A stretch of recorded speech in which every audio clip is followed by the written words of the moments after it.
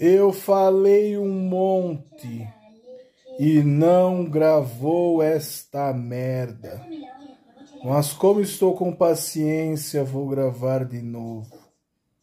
Eu estava falando do Chaves, o menino mexicano que apronta altas confusões com seus amigos Chiquinha, Kiko, Nhonho, Popes e Godines.